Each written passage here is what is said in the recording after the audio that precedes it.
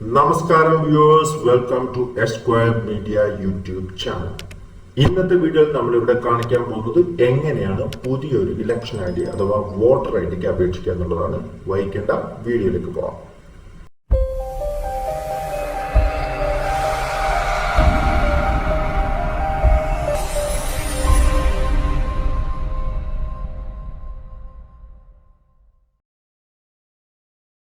അപേക്ഷ തുടങ്ങുന്നതിന് മുമ്പ് പുതിയ ഒരു ഇലക്ഷൻ ഐ ഡിക്ക് അപേക്ഷിക്കാൻ എന്തൊക്കെ ഡോക്യുമെന്റ്സ് ആണ് വേണ്ടതെന്ന് നോക്കാം. ആദ്യമായി വേണ്ടത് അപേക്ഷകന്റെ ഫോട്ടോ ആണ്. രണ്ടാമതായി വേണ്ടത് അപേക്ഷകന്റെ അഡ്രസ് തെളിയിക്കുന്നതിനുള്ള ഒരു ഡോക്യുമെന്റ് ആണ്. ഇനി വരുന്ന ലിസ്റ്റിലുള്ള ഏതെങ്കിലും ഒരു ഡോക്യുമെന്റ് നിങ്ങൾക്ക് അഡ്രസ് തെളിയിക്കാനായിട്ട് സമർപ്പിക്കാൻ സാധിക്കുന്നതാണ്. നിങ്ങളുടെ water bill, electricity bill, gas connection bill, Aadhaar card, bank passbook, passport, ഇങ്ങനെ ഏതെങ്കിലും ഒരു ഡോക്യുമെന്റ് നിങ്ങൾക്ക് അഡ്രസ് തെളിയിക്കാനായി സമർപ്പിക്കാൻ സാധിക്കുന്നതാണ്.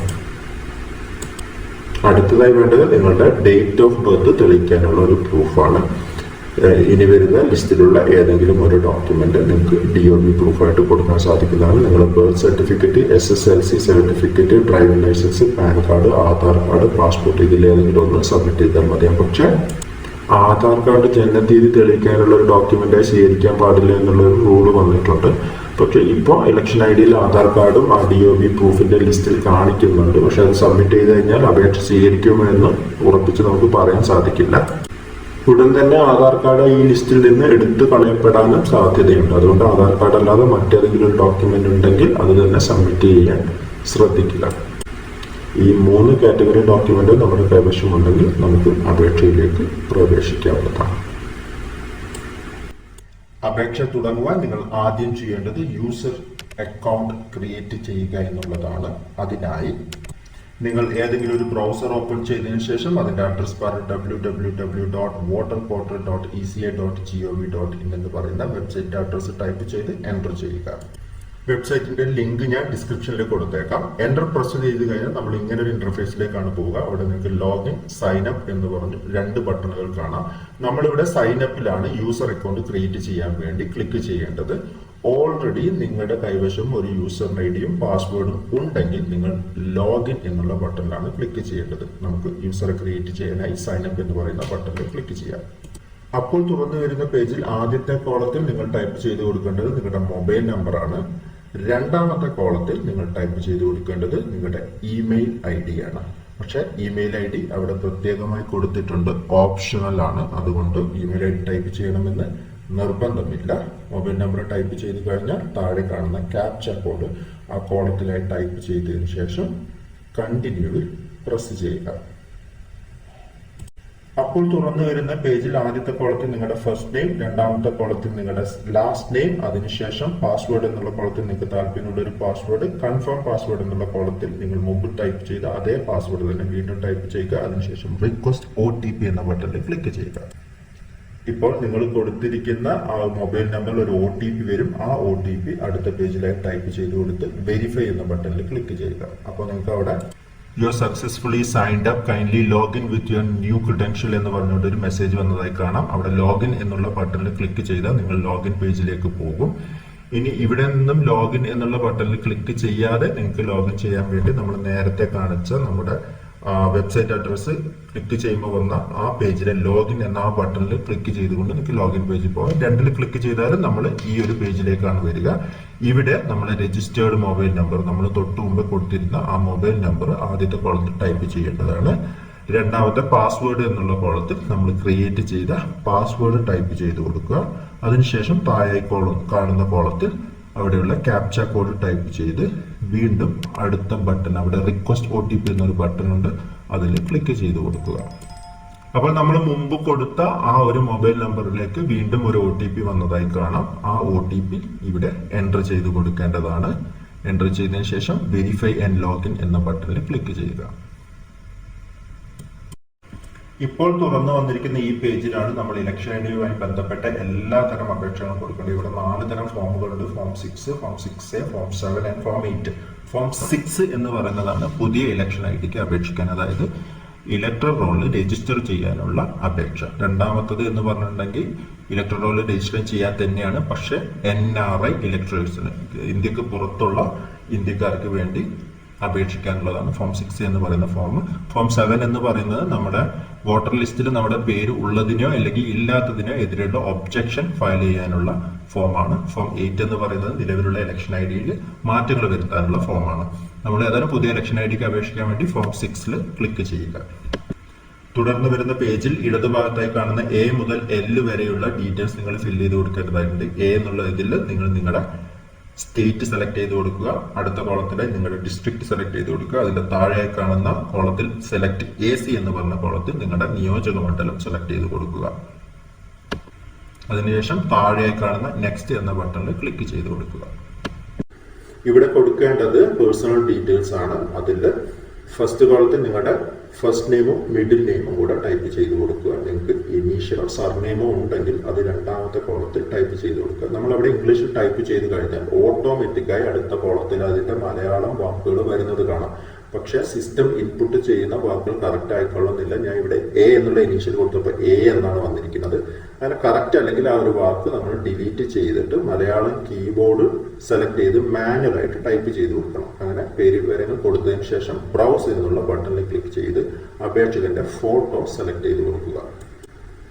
ഫോട്ടോ സെലക്ട് ചെയ്ത് കഴിഞ്ഞാൽ ഒരു ബോക്സ് ഓപ്പൺ ആയി വരുന്നത് കാണാം. ആ ബോക്സിൽ അപേക്ഷകന്റെ ഫോട്ടോ കറക്റ്റായി ക്രോപ്പ് ചെയ്ത് നിങ്ങൾ സേവ് ചെയ്യുക. സേവ് ചെയ്ത് കഴിഞ്ഞിട്ടുണ്ടെങ്കിൽ ഹ്യൂമൻ ഫേസ് ഡിറ്റക്റ്റഡ് സക്സസ്ഫുള്ളി എന്ന് പറഞ്ഞ് കാണാം. ആ ഒരു ബോക്സ് ഓക്കെ കൊടുക്കുക. ഇങ്ങനെ വന്നാൽ മാത്രമേ ആ ഫോട്ടോ കറക്റ്റായി വന്നിട്ടുണ്ടാവുകയുള്ളൂ. അതിനുശേഷം നെക്സ്റ്റ് എന്നുള്ള ബട്ടണിൽ ക്ലിക്ക് ചെയ്യുക. സി അഥവാ റിലേറ്റീവ്സ് ഡീറ്റെയിൽസിന്റെ അണ്ടറിൽ നിങ്ങൾക്ക് ആരുടെ പേരാണ് ഇലക്ഷൻ ഐ ഡിയിൽ ടൈപ്പ് ചെയ്ത് വരേണ്ടത്, father, mother, husband, wife or legal guardian, ആരുടെ പേരാണ് വരേണ്ടത്, ആ ഒരു ബന്ധം മുകളിൽ സെലക്ട് ചെയ്ത് ആ ഒരാളുടെ പേര് ഫസ്റ്റ് നെയിമും സർനെയിമും 2 കോളങ്ങളിലായി ടൈപ്പ് ചെയ്ത് കൊടുക്കുക. മലയാളം പേരുകൾ ഓട്ടോമാറ്റിക്കായിട്ട് താഴെ വരുന്നതാണ്. കറക്റ്റ് അല്ലെങ്കിൽ അത് ഡിലീറ്റ് ചെയ്ത് നമ്മൾ മാനുവലായിട്ട് മലയാളം കീബോർഡിലൂടെ ടൈപ്പ് ചെയ്ത് കൊടുക്കണം. അതിനുശേഷം നെക്സ്റ്റ് എന്നുള്ള ബട്ടണിൽ ക്ലിക്ക് ചെയ്യുക.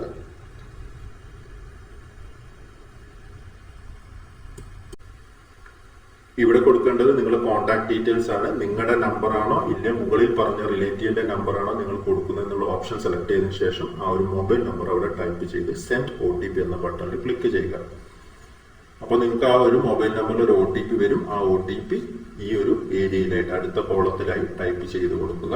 അതിനുശേഷം വെരിഫൈ എന്ന് പറഞ്ഞ ബട്ടണിൽ ക്ലിക്ക് ചെയ്യുകയാണ് വേണ്ടത്. ഇതേപോലെ നിങ്ങൾക്ക് ഇമെയിൽ ID കൊടുക്കാൻ താല്പര്യമുണ്ടെങ്കിൽ താഴെയുള്ള സ്ഥലത്ത് സെലക്ട് ചെയ്ത് കൊടുക്കാവുന്നതാണ്. ഇമെയിൽ ID കൊടുക്കാൻ താല്പര്യമുണ്ടെങ്കിൽ അത് കൊടുത്തതിന് ശേഷം നെക്സ്റ്റ് എന്ന് പറഞ്ഞ ബട്ടണിൽ ക്ലിക്ക് ചെയ്യുക. ഇവിടെ നിങ്ങളുടെ ആധാർ ഡീറ്റെയിൽസ് ആണ് കൊടുക്കേണ്ടത്. ആദ്യത്തെ ഓപ്ഷനിൽ ക്ലിക്ക് ചെയ്ത് നിങ്ങളുടെ ആധാർ നമ്പർ താഴെ ടൈപ്പ് ചെയ്ത് കൊടുക്കുകയാണെങ്കിൽ നിങ്ങളുടെ ഇലക്ഷൻ ID ആധാറുമായി ലിങ്ക് ആയി വരുന്നതാണ്. ഇനിയല്ല നിങ്ങൾക്ക് ആധാർ നമ്പർ ഇല്ലെങ്കിൽ രണ്ടാമത്തെ ഓപ്ഷൻ സെലക്ട് ചെയ്യുക. അതിനുശേഷം നെക്സ്റ്റ് എന്ന് പറഞ്ഞ ബട്ടണിൽ ക്ലിക്ക് ചെയ്യുക. ഇപ്പോൾ നിങ്ങൾ ജെൻഡർ എന്നുള്ള ഡീറ്റെയിൽസ് ആണ് എൻ്റർ ചെയ്ത് കൊടുക്കാൻ പറയുന്നത്. അവിടെ നമ്മൾ മുകളിൽ ഹസ്ബൻഡിന്റെ പേര് സെലക്ട് ചെയ്ത് കൊടുത്തോണ്ട് ഇവിടെ ഫീമെയിൽ എന്നുള്ള ഓപ്ഷൻ മാത്രമേ നമുക്ക് സെലക്ട് ചെയ്യാൻ പറ്റുള്ളൂ.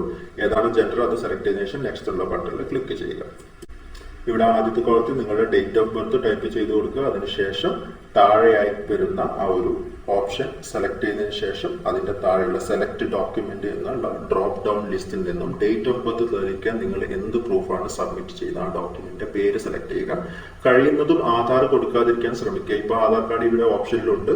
അടുത്ത് തന്നെ അത് എടുത്തു കളയാനും സാധ്യതയുണ്ട്. നമ്മൾ ആധാർ കാർഡ് കൊടുത്തു കഴിഞ്ഞാൽ ഇലക്ഷൻ ID ആക്സെപ്റ്റ് ചെയ്യുന്നു ഉറപ്പൊന്നുമില്ല. എന്തായാലും നമ്മൾ ഏതാണോ ഡോക്യുമെന്റ് സബ്മിറ്റ് ചെയ്യാൻ താല്പര്യപ്പെടുന്നത് അതിന്റെ സെൽഫ് അറ്റസ്റ്റഡ് കോപ്പി സ്കാൻ ചെയ്ത് വെച്ചതിന് ശേഷം ഇവിടെ സെലക്ട് ചെയ്ത് കൊടുക്കുക. ബ്രൗസർ ക്ലിക്ക് ചെയ്ത് ആ ഒരു ഡോക്യുമെന്റ് സെലക്ട് ചെയ്ത് കൊടുക്കുക. നമ്മൾ സെലക്ട് ചെയ്ത് കഴിഞ്ഞാൽ അവിടെ അറ്റാച്ച് ആയി വരുന്നതായി കാണാം. അതിനുശേഷം ആ ഒരു ഡീറ്റെയിൽസിന്റെ താഴെയായി കാണുന്ന നെക്സ്റ്റ് എന്ന് പറഞ്ഞ ബട്ടണിൽ ക്ലിക്ക് ചെയ്യുക.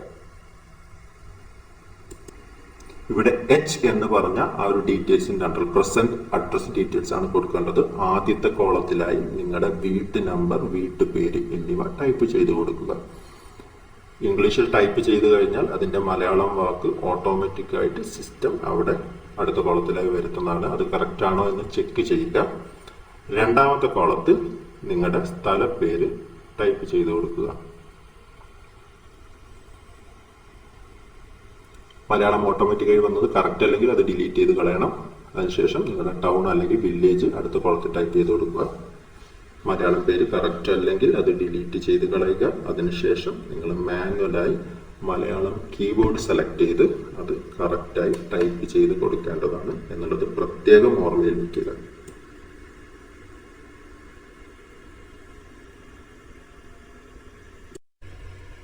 അടുത്തതായി നിങ്ങളുടെ പോസ്റ്റ് ഓഫീസ് ഏതാണെന്നുള്ളത് ടൈപ്പ് ചെയ്ത് കൊടുക്കുക.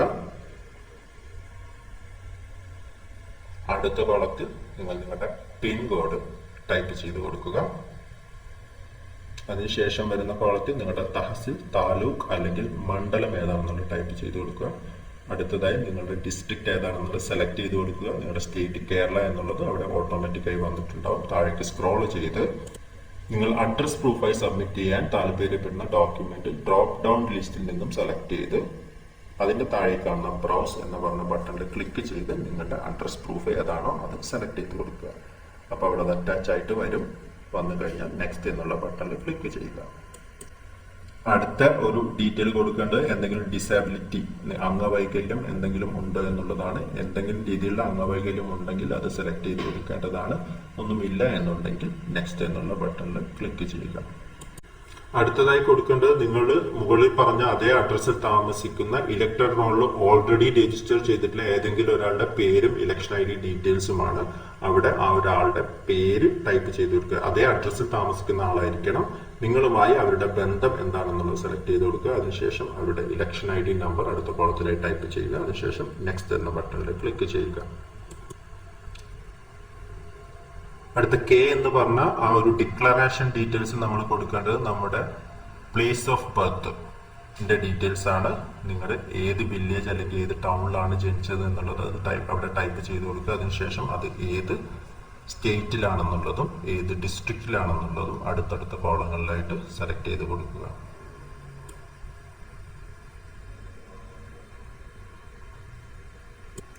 പിന്നീട് വരുന്ന ആ കോളത്തിൽ നിങ്ങൾ സെലക്ട് ചെയ്ത് കൊടുക്കേണ്ടത് നിങ്ങൾ മുകളിൽ പറഞ്ഞ അഡ്രസ്സിൽ ഏത് സമയം മുതൽ താമസിച്ചു വരുന്നു എന്നുള്ളതാണ്. ഏത് വർഷം ഏത് മാസം മുതലാണ് ആ അഡ്രസ്സിൽ താമസിച്ചു വരുന്നത് എന്നുള്ളതാണ്. ആ ഒരു മാസവും വർഷവും അവിടെ സെലക്ട് ചെയ്ത് കൊടുക്കുക. അതിനുശേഷം താഴെയായി പോയി നിങ്ങളുടെ സ്ഥലം, അപേക്ഷ കൊടുക്കുന്ന സ്ഥലം അവിടെ ടൈപ്പ് ചെയ്ത് കൊടുത്ത് നെക്സ്റ്റ് എന്ന ബട്ടണിൽ ക്ലിക്ക് ചെയ്യുക.